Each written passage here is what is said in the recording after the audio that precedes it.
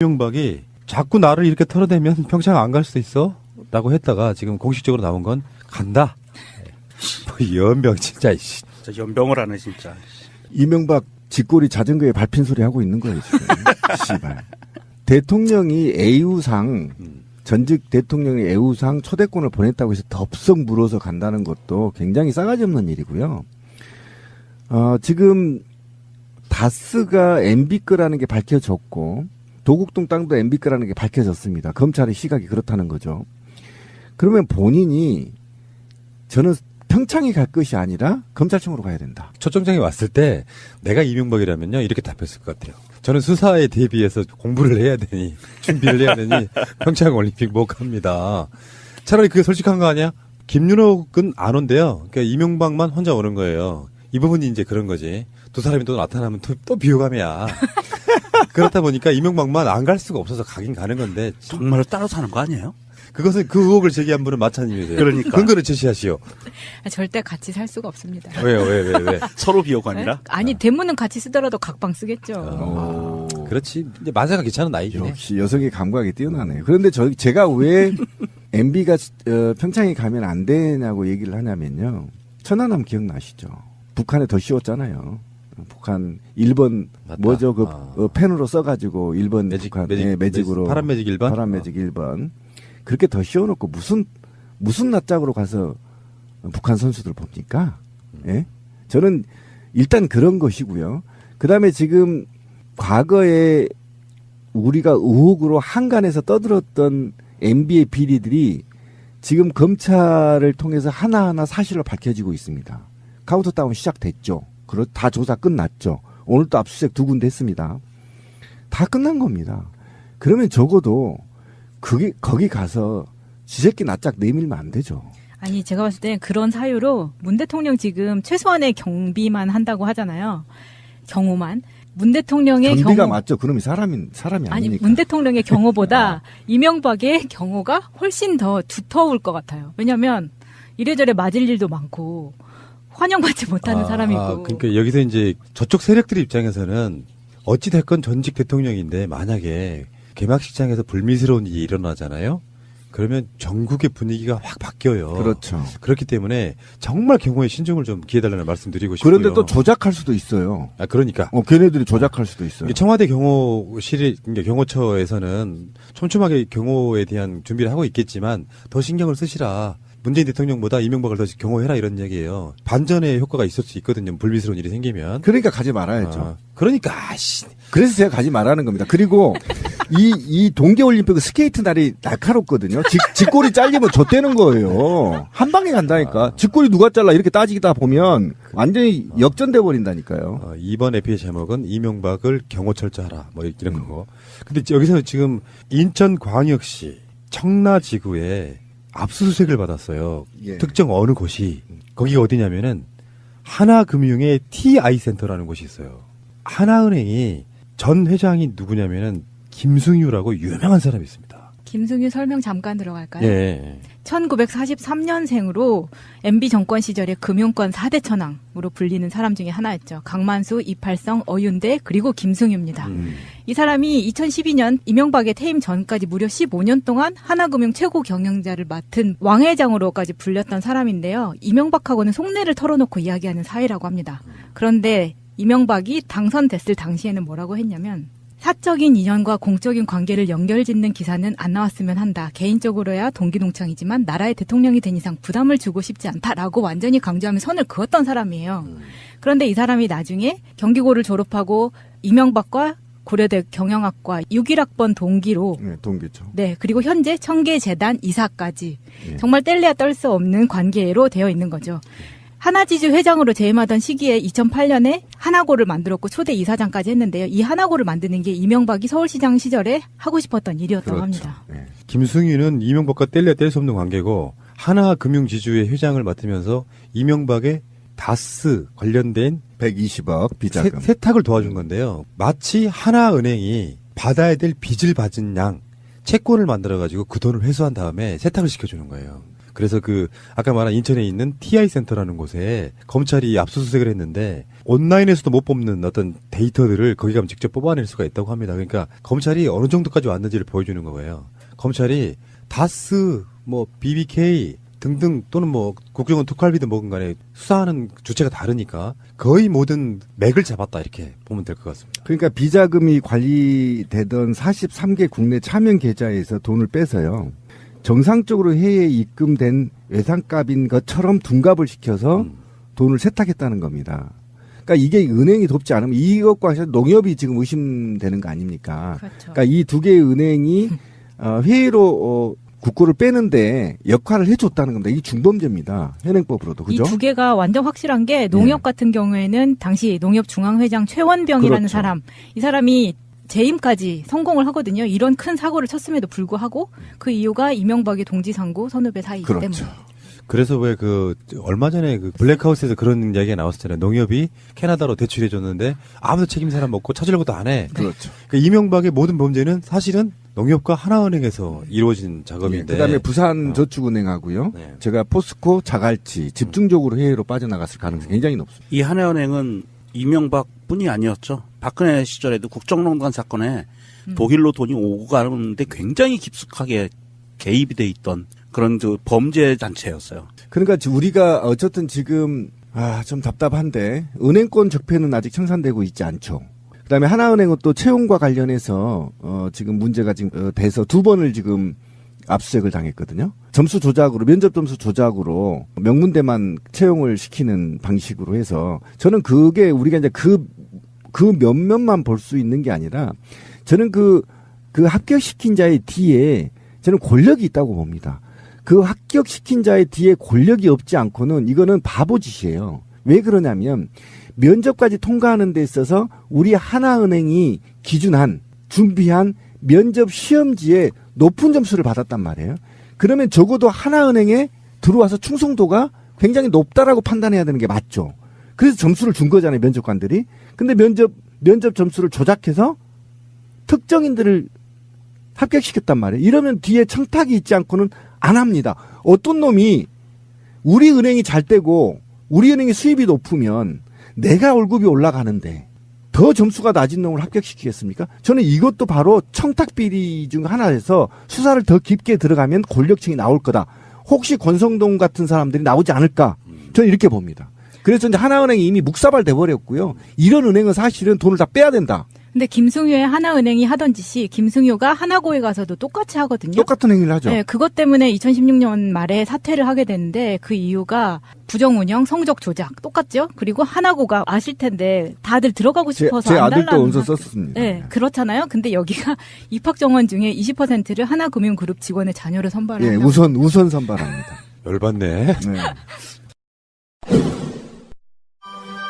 이야, 파파메이드 이거 참 좋네. 냉장고와 차 안에서 정말 냄새가 안 나네. 이거 어떻게 이럴 수가 있지?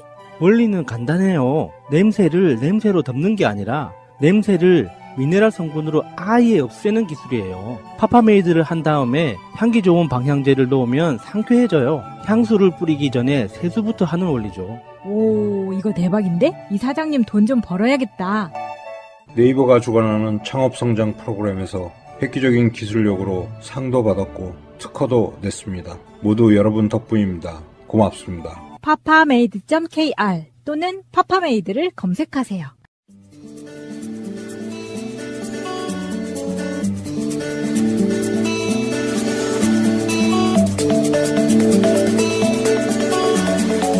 네버엔딩 스토리 26회 나 껌 좀 씹었다. 마차 편 시작하겠습니다. 아까 우리 야수님 할 때도 얘기했지만 이렇게 막 껌을 씹어본 적이 없어요. 그래서 생각을 해봤더니 내가 정말 미친 듯이 전투적으로 살았던 때가 언젠가.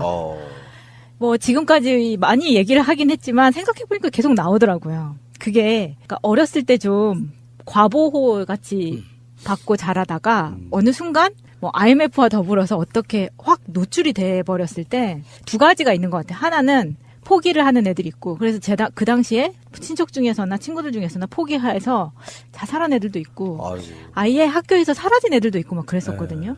근데 저는 반대였던 것 같아요. 그냥 오기 악착같이 내가 이겨내자. 네, 그리고 동생이 저보다 한 14살 어리니까 늦둥이가 있었으니까 14살.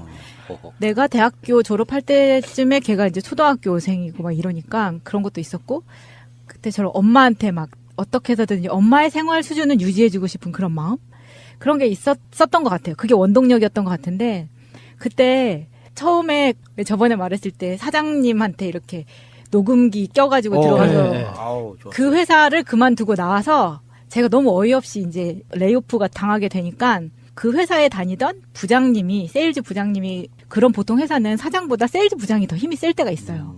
이 부장이 너무 열이 받으니까 저를 자기 사촌 동생 회사에 넣어줬어요. 그래서 제가 한 6개월을 다녔던 기억이 있는데 제가 그 회사를 다니고 나서 아, 나 다시는 내가 한국 회사에 못 다니겠다라는 생각을 갖게 해준 회사였었거든요. 근데 거기가 뭐 하는 회사였냐면 지금은 이 네일 팁 있죠. 인조 팁. 네. 이게 지금 되게 대중화되어 있는데 그때는 정말 초창기였어요. 그래서 네일 아트야. 네, 네일 아트를 하는데 여기에 인조 손톱을 붙이는 것 자체가 없던 때였거든요. 그렇지. 그 당시만 해도. 그때가 2000년대 초반 때니까. 그런데 이제 그게 지금 가장 유명한 브랜드가 키스라는 브랜드인데 이게 미국에서 되게 히트친 브랜드거든요. 그거랑 데싱디바랑. 근데 그게 한국인 거예요. 아, 한국 회사예요, 그게? 한국 사람 거예요. 외국에서 성공한 거예요? 네, 네, 미국에서 크게 성공했죠. 그러면서 이제 중국 공장을 만들고 하면서 그때 당시에 우리 사장이 그거에 대해서 좀 하고 싶은 거예요. 그래서 중국에 공장을 만들고 한국에 회사를 하는데 그때 당시는 중동이라던가 미국, 유럽 이 정도가 가장 이제 인기가 많았고 그다음에 일본이 이제 시작을 할 때였어요. 그때 제가 첫 회사를 그만두고 나서 정식적인 충격에 엄마가 이제 성지순례를 다녀와라. 약간 그때 퇴직금 받은 걸로 빡빡 긁어서 막 너무 답답하고 어떻게 할 수가 없으니까 한 번 갔었거든요. 근데 그때 성지순례하러 이스라엘 이태리를 갔어요. 이태리요.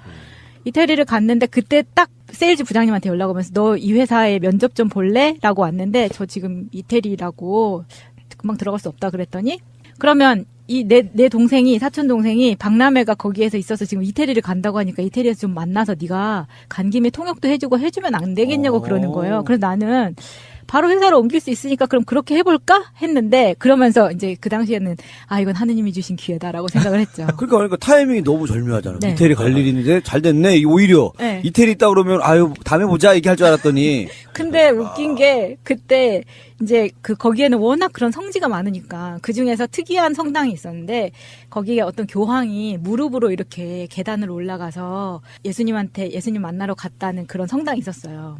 와 무릎으로만. 무릎으로 올라가서 계단을. 그래서 거기에 사람들이 다 무릎으로 가는 거예요. 그래서 나도 무릎으로 올라갔어요. 이거 진짜 힘들 것 같은데 계단을. 근데 몇 개 정도 돼요? 꽤 높아요. 1층에서 한 3층 정도? 근데 나중에 그 끝에쯤 갔을 때 제가 허리가 삐끗한 거예요. 그래가지고 그때부터 내가 제대로 허리를 펴서 걷지를 못하는 거예요. 그래서 지팡이를 짚거나 그때 20대 초반인데 거기 한의원 그 한의사님도 좀 이태리로 보내주세요. 한의원. 그러다 보니까 우리 여행 가이드 그러니까 그 단체가 가이드가 우리 대모님이었는데 당황하신 거지.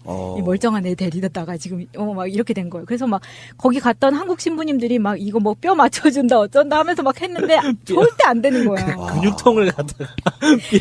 그래서 그래서 그 이태리에서 그 사람들을 못 만났어요.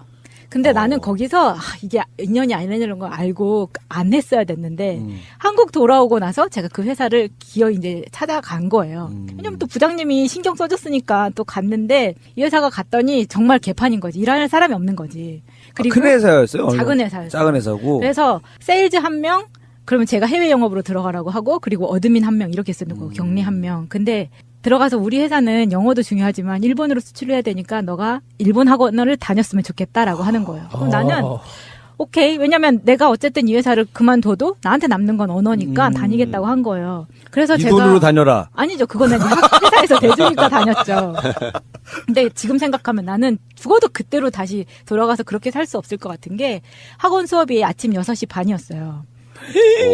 그러면은 그때 집이 신도림이었으니까 신도림에서 신촌까지 6시 반에 가려면 6시에 전철을 타야 되는데 6시에 전철을 타면 정말 그 분위기가 생동감 있게 이게 아니고 거의 뭐 새벽 일 다니시는 분들 네, 새벽 일 많으시죠? 다니시는 분들 정말 아저씨들 막 피곤해 쩔어가지고 막 있는 아저씨들이나 늦게 집에 건설업 술 먹고 하시는 분. 돌아가는 나 같은 대학생들. 애들이나? 근데 거기에서 정말 학원 가는 사람들이 진짜 몇 명 없는 거예요. 거기서 약간 뿌듯함은 느꼈거든요. 대단하다. 옛날 6시 반에. 할 때가 있어요. 이 부장이 너무 열이 받으니까 저를 자기 사촌 동생 회사에 넣어줬어요. 그래서 제가 한 6개월을 다녔던 기억이 있는데 제가 그 회사를 다니고 나서 아, 나 다시는 내가 한국 회사에 못 다니겠다라는 생각을 갖게 해준 회사였었거든요. 근데 거기가 뭐 하는 회사였냐면 지금은 이 네일 팁 있죠. 인조 팁. 네. 이게 지금 되게 대중화되어 있는데 그때는 정말 초창기였어요. 그래서 네일 아트 네, 네일 아트를 하는데 여기에 인조 손톱을 붙이는 것 자체가 없던 때였거든요. 그치. 그 당시만 해도. 네. 그때가 2000년대 초반 때니까. 그런데 이제 그게 지금 가장 유명한 브랜드가 키스라는 브랜드인데 이게 미국에서 되게 히트친 브랜드거든요. 그거랑 데싱디바랑. 근데 그게 한국인 거예요. 아, 한국 회사예요, 그게? 한국 사람 거예요. 외국에서 성공한 거예요? 네, 네, 미국에서 크게 성공했죠. 그러면서 이제 중국 공장을 만들고 하면서 그때 당시에 우리 사장이 그거에 대해서 좀 하고 싶은 거예요. 그래서 중국에 공장을 만들고 한국에 회사를 하는데 그때 당시는 중동이라던가 미국, 유럽 이 정도가 가장 이제 인기가 많았고 그다음에 일본이 이제 시작을 할 때였어요. 그때 제가 첫 회사를 그만두고 나서 정식적인 충격에 엄마가 이제 성지순례를 다녀와라. 약간 그때 퇴직금 받은 걸로 빡빡 긁어서 막 너무 답답하고 어떻게 할 수가 없으니까 한 번 갔었거든요. 근데 그때 성지순례하러 이스라엘 이태리를 갔어요. 이태리요? 이태리를 갔는데 그때 딱 세일즈 부장님한테 연락 오면서 너 이 회사에 면접 좀 볼래? 라고 왔는데 저 지금 이태리라고 금방 들어갈 수 없다 그랬더니 그러면 내 동생이 사촌 동생이 박람회가 거기에서 있어서 지금 이태리를 간다고 하니까 이태리에서 좀 만나서 네가 간 김에 통역도 해주고 해주면 안 되겠냐고 그러는 거예요. 그래서 나는 바로 회사로 옮길 수 있으니까 그럼 그렇게 해볼까 했는데 그러면서 이제 그 당시에는 아 이건 하느님이 주신 기회다라고 생각을 했죠. 그러니까 타이밍이 너무 절묘하잖아. 네. 이태리 갈 일인데 잘 됐네. 오히려 네. 이태리 있다 그러면 아유 다음에 보자 얘기할 줄 알았더니 근데 웃긴 게 그때 이제 거기에는 워낙 그런 성지가 많으니까 그 중에서 특이한 성당이 있었는데 거기에 어떤 교황이 무릎으로 이렇게 계단을 올라가서 예수님 만나러 갔다는 그런 성당이 있었어요. 와 무릎으로만. 무릎으로 올라가서 계단을. 그래서 거기에 사람들이 다 무릎으로 가는 거예요. 그래서 나도 무릎으로 올라갔어요. 진짜 힘들 것 같은데 계단을. 근데 몇 개 정도 돼요? 꽤 높아요. 1층에서 한 3층 정도? 근데 나중에 그 끝에쯤 갔을 때 제가 허리가 삐끗한 거예요. 그래가지고 그때부터 내가 제대로 허리를 펴서 걷지를 못하는 거예요. 그래서 지팡이를 짚거나 그때 20대 초반인. 이명박이 자꾸 나를 이렇게 털어대면 평창 안 갈 수도 있어? 라고 했다가 지금 공식적으로 나온 건 간다. 뭐 연병 진짜. 진짜 연병을 하네 진짜. 이명박 쥐꼬리 자전거에 밟힌 소리 하고 있는 거예요 지금. 씨발. 대통령이 애우상 전직 대통령이 애우상 초대권을 보냈다고 해서 덥석 물어서 간다는 것도 굉장히 싸가지 없는 일이고요. 지금 다스가 MB 거라는 게 밝혀졌고 도곡동 땅도 MB 거라는 게 밝혀졌습니다. 검찰의 시각이 그렇다는 거죠. 그러면 본인이 저는 평창에 갈 것이 아니라 검찰청으로 가야 된다. 초청장이 왔을 때 내가 이명박이라면요 이렇게 답했을 것 같아요. 저는 수사에 대비해서 공부를 해야 되니 준비를 해야 되니 평창 올림픽 못 갑니다. 차라리 그게 솔직한 거 아니야? 김윤옥은 안 온대요. 그러니까 이명박만 혼자 오는 거예요. 이 부분이 이제 그런 거지. 두 사람이 또 나타나면 또 비호감이야. 그렇다 보니까 이명박만 안 갈 수가 없어서 가긴 가는 건데 정말로 따로 사는 거 아니에요? 그것은 그 의혹을 제기한 분은 마찬가지세요. 그러니까. 근거를 제시하시오. 절대 같이 살 수가 없습니다. 왜요? 왜? 서로 비호감이라? 아니 대문은 같이 쓰더라도 각방 쓰겠죠. 그렇지. 이제 마사가 귀찮은 나이지. 역시 여성의 감각이 뛰어나네요. 그런데 제가 왜 MB가 평창에 가면 안 되냐고 얘기를 하냐면요. 천안함 기억나시죠? 북한에 더 씌웠잖아요. 북한 1번 맞다. 뭐죠? 펜으로 써가지고 1번 북한 매직으로 파란 매직 1번? 파란 매직 1번 그렇게 더 씌워놓고 무슨 낯짝으로 가서 북한 선수들 봅니까? 예? 저는 일단 그런 것이고요. 그 다음에 지금 과거에 우리가 의혹으로 한간에서 떠들었던 MB의 비리들이 지금 검찰을 통해서 하나하나 사실로 밝혀지고 있습니다. 카운트다운 시작됐죠. 다 조사 끝났죠. 오늘 또 압수수색 2군데 했습니다. 다 끝난 겁니다. 그러면 적어도 거기 가서 지새끼 낯짝 내밀면 안 되죠. 아니 제가 봤을 때 그런 사유로 문 대통령 지금 최소한의 경비만 한다고 하잖아요. 경호만. 문 대통령의 경비가 경호 맞죠. 그놈이 사람이 아니니까. 아니 문 대통령의 경호보다 이명박의 경호가 훨씬 더 두터울 것 같아요. 왜냐하면 이래저래 맞을 일도 많고 환영받지 못하는 사람이고. 그러니까 여기서 이제 저쪽 세력들 입장에서는 어찌 됐건 전직 대통령인데 만약에 개막식장에서 불미스러운 일이 일어나잖아요. 그러면 전국의 분위기가 확 바뀌어요. 그렇죠. 그렇기 때문에 정말 경호에 신중을 좀 기해달라는 말씀드리고 싶고요. 그런데 또 조작할 수도 있어요. 그러니까. 걔네들이 조작할 수도 있어요. 청와대 경호실이, 그러니까 경호처에서는 촘촘하게 경호에 대한 준비를 하고 있겠지만 더 신경을 쓰시라. 문재인 대통령보다 이명박을 더 경호해라 이런 얘기예요. 반전의 효과가 있을 수 있거든요. 불미스러운 일이 생기면. 그러니까 가지 말아야죠. 그러니까 그래서 제가 가지 말라는 겁니다. 그리고 이 동계올림픽 스케이트 날이 날카롭거든요. 직골이 잘리면 좆되는 거예요. 한 방에 간다니까. 직골이 누가 잘라 이렇게 따지다 보면 완전히 역전돼 버린다니까요. 이번 에피의 제목은 이명박을 경호철저하라 뭐 이런 거고. 근데 여기서 지금 인천광역시 청라지구에 압수수색을 받았어요. 예. 특정 어느 곳이. 거기가 어디냐면은 하나금융의 TI센터라는 곳이 있어요. 하나은행이 전 회장이 누구냐면은 김승유라고 유명한 사람이 있습니다. 김승유 설명 잠깐 들어갈까요? 예. 1943년생으로 MB 정권 시절에 금융권 4대 천왕으로 불리는 사람 중에 하나였죠. 강만수, 이팔성, 어윤대 그리고 김승유입니다. 이 사람이 2012년 이명박의 퇴임 전까지 무려 15년 동안 하나금융 최고 경영자를 맡은 왕 회장으로까지 불렸던 사람인데요. 이명박하고는 속내를 털어놓고 이야기하는 사이라고 합니다. 그런데 이명박이 당선됐을 당시에는 뭐라고 했냐면 사적인 인연과 공적인 관계를 연결짓는 기사는 안 나왔으면 한다. 개인적으로야 동기동창이지만 나라의 대통령이 된 이상 부담을 주고 싶지 않다라고 완전히 강조하며 선을 그었던 사람이에요. 그런데 이 사람이 나중에 경기고를 졸업하고 이명박과 고려대 경영학과 61학번 동기로 네, 동기죠. 네, 그리고 현재 청계재단 이사까지 예. 정말 뗄래야 뗄 수 없는 관계로 되어 있는 거죠.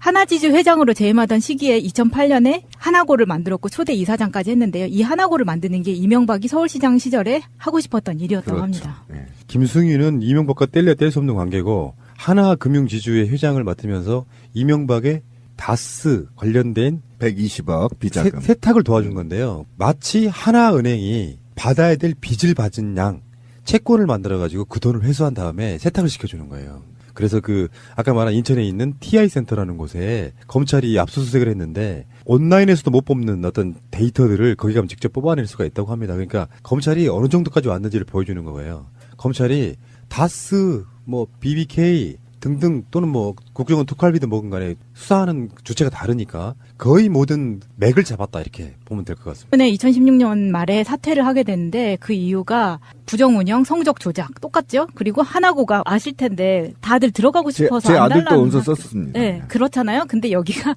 입학 정원 중에 20%를 하나금융그룹 직원의 자녀를 선발한다. 예, 우선 선발합니다. 열받네. 네.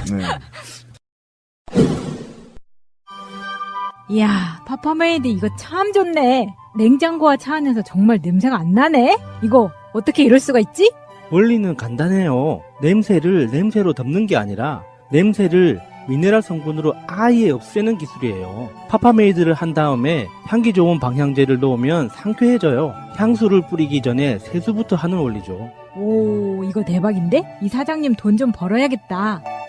네이버가 주관하는 창업성장 프로그램에서 획기적인 기술력으로 상도 받았고 특허도 냈습니다. 모두 여러분 덕분입니다. 고맙습니다. papamade.kr 또는 파파메이드를 검색하세요.